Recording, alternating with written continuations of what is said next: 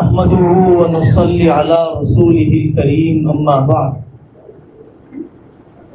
أعوذ بالله من الشيطان الرجيم بسم الله الرحمن الرحيم ولا تعذلوهن أن ينكحن أزواجهن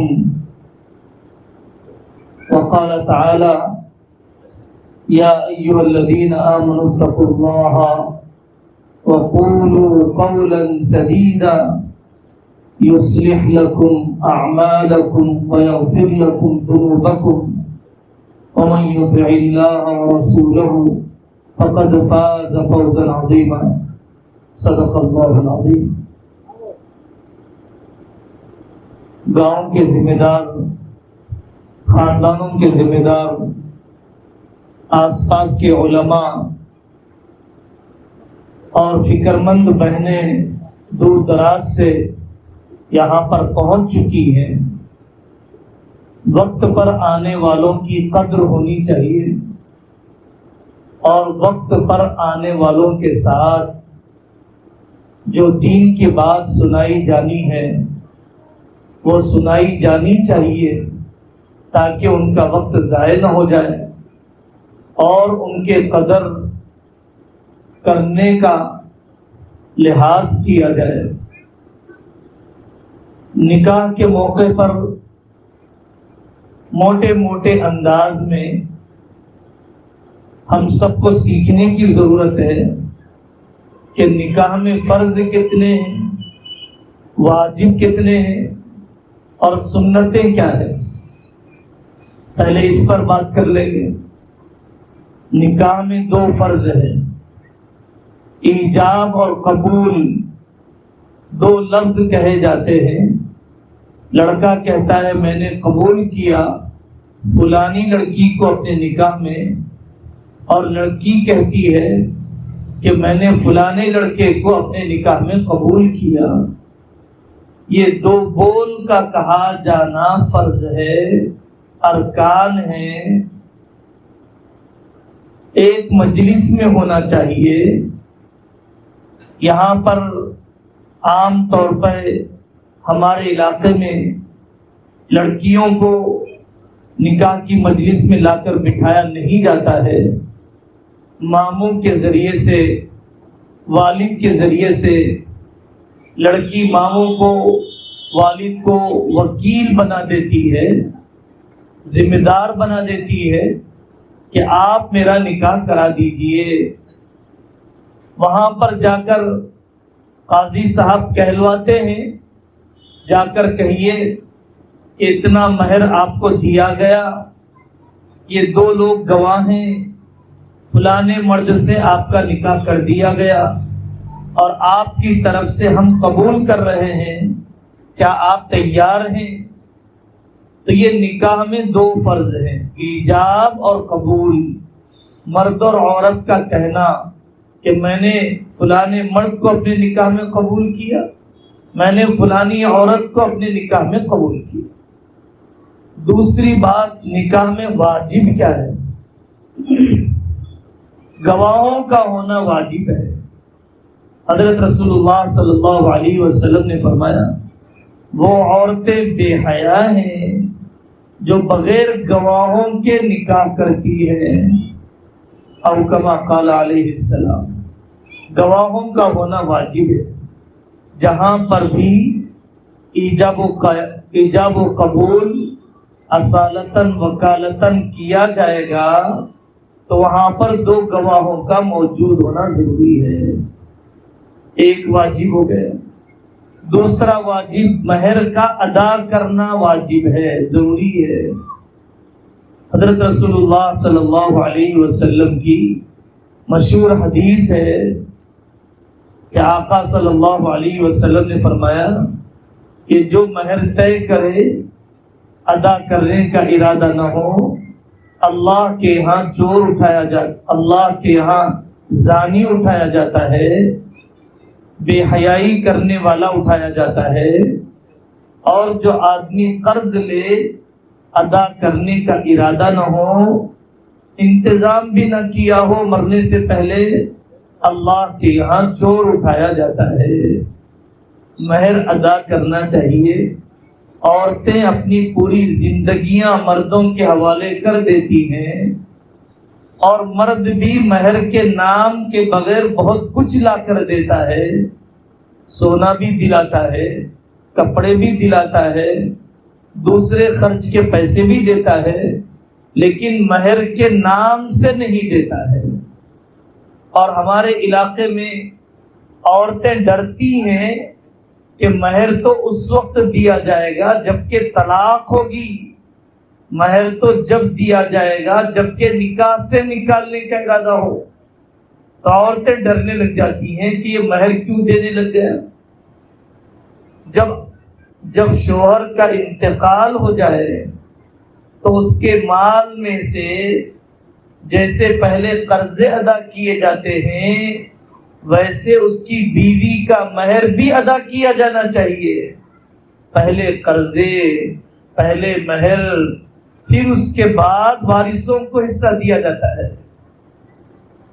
یہ نکاح کے فرض ہیں، یہ نکاح کے واجب ہے۔ مہر واجب ہے، گواہ واجب ہے۔ تیسری بات، نکاح کی سنتیں کیا ہے؟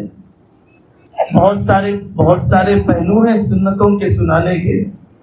مسجد میں نکاح کرنا سہولت سے نکاح کرنا سنت ہے۔ اعلنوا النکاح وجعلوه فی المساجد، نکاح کا اعلان کرو، مسجد میں نکاح کرو، اللہ کے نیک بندوں کی دعائیں مل جائیں گی، نمازیوں کو علم ہو جائے گا، چبوتروں کو بند کر کے لوگوں کو تکلیف دے کے بینڈ باجے کے ذریعے سے اعلان نہیں کیا جائے گا۔ نکاح کی سنت یہ ہے کہ مہر پیشگی ادا کر دیا جائے، بیوی سے ملاقات سے پہلے اس کا مہر اسے دے دیا جائے۔ حضرت فاطمہ رضی اللہ عنہا کے مہر کے بارے میں حضرت نبی پاک صلی اللہ علیہ وسلم نے حضرت علی سے فرمایا کہ علی اپنی گھر والی سے ملاقات سے پہلے ان کا مہر ادا کر دینا۔ نکاح کی سنتوں میں سے تیسری سنت ولیمہ کرنا ہے، اپنی حیثیت کے مطابق۔ فرض حج کو ٹھکرا کر، قرضوں کو ڈبا کر، بہنوں کی میراث کھا کے، پڑوسی کی زمین پہ قبضہ کر کے، مارکیٹ کے پیسے روک کر نہیں، اپنی حیثیت کے مطابق ولیمہ کرنا، اپنی حیثیت کے مطابق ولیمہ کرنا۔ حضرت نبی پاک صلی اللہ علیہ وسلم نے اپنے سارے نکاحوں میں سب سے بڑا ولیمہ جو فرمایا اس میں ایک بکرا کاٹ کے کھلایا گیا۔ حضرت عبد الرحمن بن عوف رضی اللہ عنہ کو حضرت رسول اللہ صلی اللہ علیہ وسلم نے فرمایا اولیم ولو بشاتین، کہ چاہے ایک بکری کے ذریعے سے ہو ولیمہ کرو۔ ولیمہ ایسا ہو جس میں بے پردگی نہ ہو، ولیمہ ایسا ہو جس میں دعوت میں آنے والوں کی نماز قضا نہ ہو جائے۔ آپ لوگوں کے یہاں جو اچھائیاں ہیں ان اچھائیوں میں سے ایک خوبی یہ ہے کہ آپ دن میں نکاح کرتے ہیں۔ ہمارے شہروں میں جو خامیاں ہیں ان میں سے ایک خامی یہ ہے کہ رات میں نکاح کرتے ہیں۔ تو نکاح میں شریک ہونے والے اچھے اچھے نمازیوں کی فجر کی نماز قضا ہو جاتی ہے۔ کیا دلہے دلہن کو دعا ملے گی؟ آپ لوگ دن میں نکاح کرتے ہیں۔ اب عورتوں میں جو خدمت کرنے والے ہوں وہ صرف عورتیں ہوں، مرد نہ ہوں۔ آدمی سارے انتظامات کرتا ہے، کھانا کھلانے میں پردے کا انتظام کیوں نہیں کر سکتا ہے؟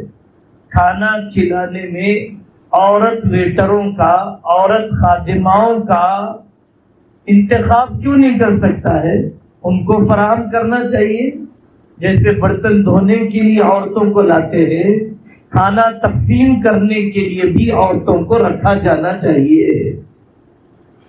شریعت میں بڑا اعتدال ہے، ماں باپ کے تجربے سے بھی فائدہ اٹھایا گیا اور لڑکے اور لڑکی کی رائے بھی لی گئی۔ یہ غلط ہے کہ ماں باپ لڑکا اور لڑکی سے رائے لیے بغیر زبردستی نکاح کر دے، لا کر تھوپ دیا گیا فلانی لڑکی کو، فلانے لڑکے کو. ایسا نہیں ہے، ایسا نہیں ہونا چاہیے. بچوں سے رائے بھی لی جانی چاہیے. بیٹی آپ کی کیا رائے ہے، بیٹا آپ کی کیا رائے ہے. رائے دینا، اپنی دل کی چاہت کا اظہار کرنا، یہ کوئی حیا کے خلاف حرکت نہیں ہے.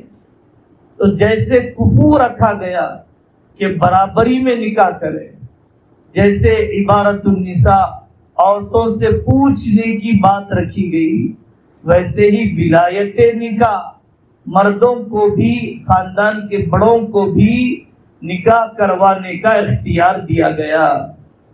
تو یہ بھی غلط ہے کہ لڑکے لڑکیاں منمانی طریقے سے ماں باپ کے تجربے سے فائدہ اٹھائے بغیر اپنا نکاح خود کر لے، یہ بھی غلط ہے.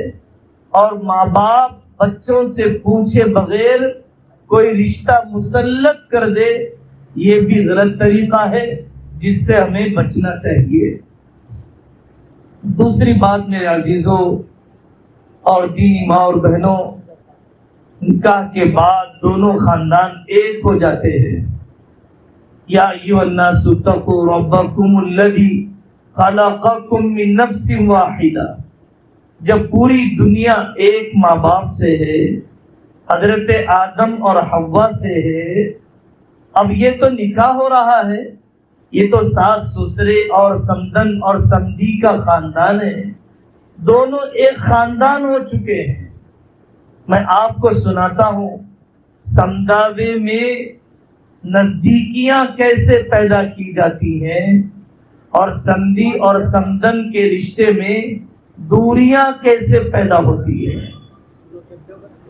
ہمارا معاشرہ غلط رخ پر چل رہا ہے.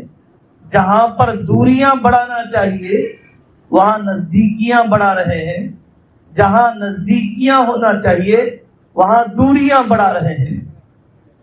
سالیوں سے دوریاں ہونی چاہیے، لیکن رسم سے لے کر لڑکی کی رخصتی تک لڑکے کی نزدیکیاں سالی سے زیادہ بڑھ جاتی ہیں بیوی کے مقابلے.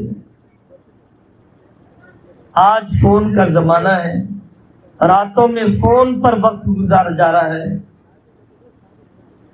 آج کا نوجوان، آج کے شوہر نامحرم عورتوں سے، فونوں سے نزدیکیاں زیادہ ہیں، اپنی بیویوں سے دوریاں زیادہ. سمدی اور سمدن میں کرایہ داروں سے، مکانداروں سے، اپنے ملازموں سے، اپنے دور دور کی سہیلیوں سے بڑا گہرا رشتہ ہے.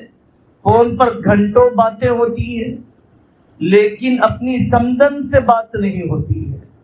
جس گھر میں لڑکی کو دیا ہے اور جس گھر سے لڑکی کو لایا ہے، وہاں سے نزدیکیاں بڑھانے کی فکر نہیں ہوتی. تحفے دیے گئے، شادی میں دے دیے گئے، آئندہ بڑی سی بڑی مصیبت میں ایک دوسرے کو ناشتہ تک نہیں کھلائیں گے. سانچف سے لے کر جمعگی تک جو دعوتیں تھی وہ دعوتیں دے دی گئی، لیکن اس کے بعد کی زندگی میں کوئی ایسے کھانے اور دسترخوان پر نہیں بلایا جائے گا جس سے غلط فہمیاں ختم ہو، اجنبی لوگوں کا دخل بڑھ نہ جائے. چھوٹی چھوٹی چیزیں بڑے بڑے جھگڑے اپنا لیتی ہیں. ہم لڑکی کو لا کر نہیں چھوڑیں گے، آپ آ کر لے جائیے. ہمیشہ ہمارا بیٹا ہی لا کر چھوڑنا، ہمیشہ لڑکی کا بھائی لا کر ہی چھوڑنا. اس طرح کی چھوٹی چھوٹی باتیں بڑی ہو جاتی ہیں سمداوے میں دوریاں ہونے کی وجہ سے. آپ اپنے سمداوے کے خاندان میں جنازہ اٹھ گیا، آپ کے اندر فکر مندی ہونی چاہیے. ایک عام مسلمان کا حق ہے، یہ تو میرے بیٹے اور بیٹی کا خاندان ہے، مجھے وہاں پر جنازے میں شریک ہونا چاہیے، مجھے وہاں پر بیماری میں عیادت کے لیے جانا چاہیے. رشتوں کو وقت دیجیے. جیسے 4 مہینے کو، چلے کو، مسجد کی آبادی کو آپ وقت دینا دین سمجھتے ہیں، ویسے رشتوں کو وقت دینا بھی دین سمجھیے.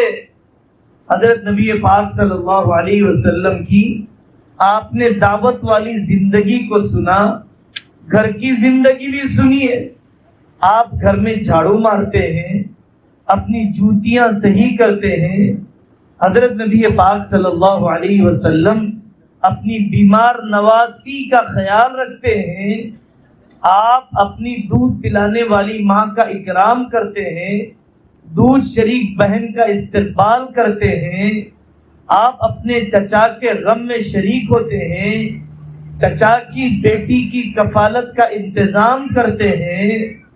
آپ اپنے چچا زاد بھائیوں کے گھروں میں جنازہ ہوتا ہے. حضرت جعفر رضی اللہ عنہ غزوہ موتا میں شہید کر دیے گئے.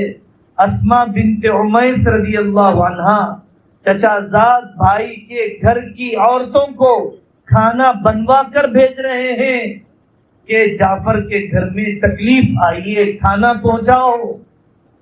آپ نے اتنے دور کے رشتوں کا خیال رکھا.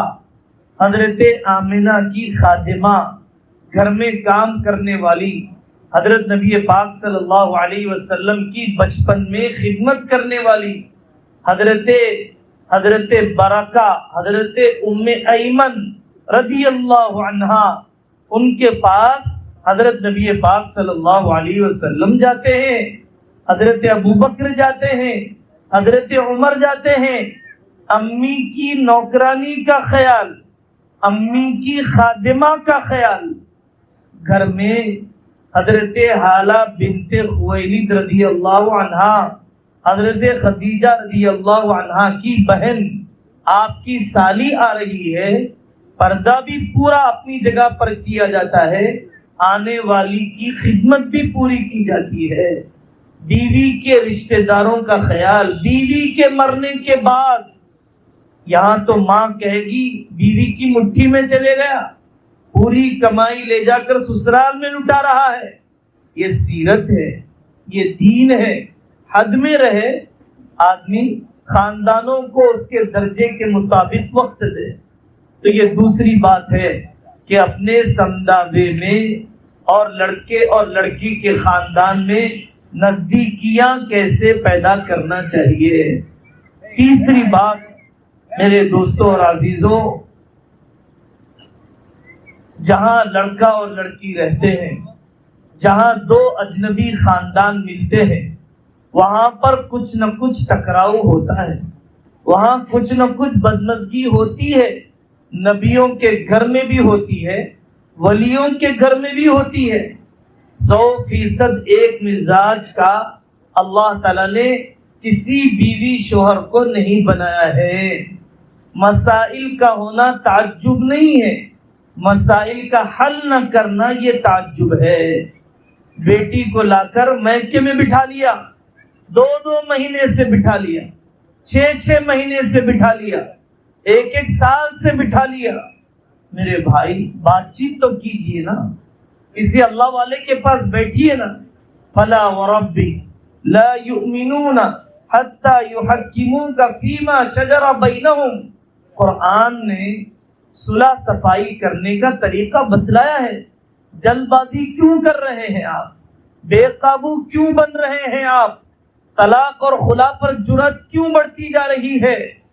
طلاق اور خلا کوئی اچھا کام ہے کیا؟ دوسرا نکاح آسانی سے مل جائے گا کیا؟ ظالم کے ساتھ اللہ کی مدد ہو سکتی ہے؟ اللہ کی لعنت برس رہی ہے. ایک رات شوہر اپنی ضرورت پوری کرنے کے لیے بلائے اور بیوی اس کی ضرورت پوری نہ کرے، رات بھر فرشتے اس کے اوپر لعنت کرتے ہیں، اور آپ 6 مہینے 1 سال سے آپ اپنی بیٹیوں کو گھر میں بٹھانے تیار ہیں، اپنے بچوں کو اپنی بیویوں کے پاس جانے سے آپ روکنے کے لیے تیار ہیں. علماء کے پاس جانے تیار نہیں ہے، پولیس اسٹیشن جانے کے لیے تیار، گاؤں کے سرپنچ کے پاس، علاقے کے MLA کے پاس اپنی بیویوں کو بے پردہ کرنے کے لیے تیار. لیکن آپ قرآن اور شریعت کی غلامی کو قبول کرنے کے لیے تیار کیوں نہیں ہیں؟ دوریاں، غلط فہمیاں بڑھاتی رہتی ہیں، اور دنیا میں جلتی آگ پر تیل ڈالنے والے زیادہ ہیں، پانی ڈالنے والے کم ہیں، نکاح توڑنے کا مشورہ دینے والے زیادہ ہیں، دوسرے نکاح کا انتظام کرنے والے ملیں گے ہی نہیں آپ کو۔ کون سی نماز آپ کے سر سے اوپر جائے گی؟ کون سی دعا آپ کی قبول ہوگی؟ کون سا حج اور عمرہ اللہ کے یہاں پسند کیا جائے گا؟ آپ نے اپنے بیٹے کو بیوی سے بغیر کسی شرعی وجہ کے انا کے لیے، میں پن کے لیے آپ نے اپنی بیٹی کو گھر میں بٹھا کر رکھا ہے۔ آپ ایسی حرکتوں سے رک جائیے۔ چوتھی بات، ہمیں چاہیے کہ ایک امیر تو طے کرے، فلاں عالم صاحب ہمارے امیر ہیں، ہم اسٹیئرنگ ان کو دے دیتے ہیں، ہماری بیٹی کا مسئلہ، ہمارے بیٹے کا مسئلہ یہ سلجھائیں گے۔ ایک معمولی سفر ہو ایک علاقے سے دوسرے علاقے کی طرف، حضرت نبی پاک صلی اللہ علیہ وسلم نے فرمایا کہ جب تم میں سے 2 آدمی سفر کرے تو ایک کو امیر طے کر لے، جب 3 آدمی سفر کرے تو ایک کو امیر طے کر لے۔ او کما قال علیہ السلام، معمولی سفر میں امیر طے کرنا ضروری ہے، کیا زندگی کے سفر میں امیر طے کرنا ضروری نہیں؟ خاندان کے بڑے بڑے جائیداد کے جھگڑوں میں امیر طے کرنا ضروری نہیں؟